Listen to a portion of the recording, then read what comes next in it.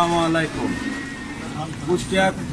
কুষ্টিয়া কুমারখালীতে বর্তমানে আমি এখন হসপিটাল মোড় এক বাণিজ্য দোকানে দাঁড়িয়ে আছি এবং কিছু ক্ষেত্রে এই Derby cigarette, Gold Leaf cigarette, Star cigarette এবং রয়্যাল সিগারেট, ব্যানসন সিগারেট দাম বাড়াতে মানুষের খুব হয়রানি হচ্ছে এবং আমি বর্তমানে আবদুল্লাহ স্টোরে দাঁড়িয়ে আছি।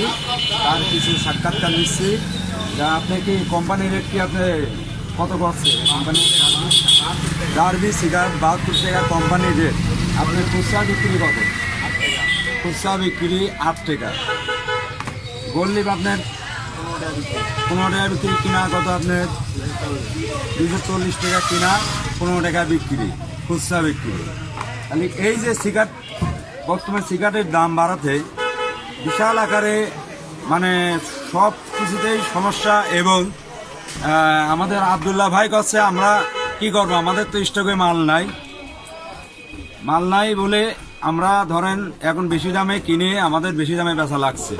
তো এই যে আপনার 2 টাকা 1 টাকার কয়েন, এইগুলা তো আপনারা বন্ধ করে দিয়েছেন, এইগুলা তো আপনাদের অবশ্যই চালু করা দরকার আছে। এবং কুষ্টিয়াতে আপনার 1 টাকা 2 টাকার কয়েন চলে না এবং সব ডিস্ট্রিক্টেই চলে, ঢাকা শহর থেকে শুরু করে সব জায়গায় চলে। এই যে আমাদের খুচরো টাকার অভাব, এই যে ডার্বি সিগারেট যে আপনি 8 টাকা করছে, এই 8 টাকা সিগারেট আপনি 2 টাকা ফেরত দেবে কিভাবে? খুচরো টাকার তো দরকার আছে। তে আমাদের একটাই কথা, একটাই দাবি আপনাদের, হয় 10 টাকা করতে হবে আর না হয় 8 টাকা করলে 2 টাকার কয়েন এবং হলে 1 টাকার কয়েন আপনি মানে এটা আপনাদের জন্য মানে সুবিধা হবে, সবচেয়ে ভালো হবে।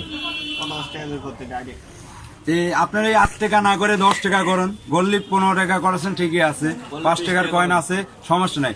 এবং এই যে ডার্বি সিগারেট 8 টাকা, এই আপনার রয়্যাল সিগারেটটা 60 টাকা, এই রয়্যাল সিগারেটটা 60 টাকা 3 টাকা কিভাবে ব্যাগ দেবে? এখন সে ব্যক্তি দেখা গেল একটা চকলেট রাখলো, ওই চকলেটটা সবাই খেতে পারে না।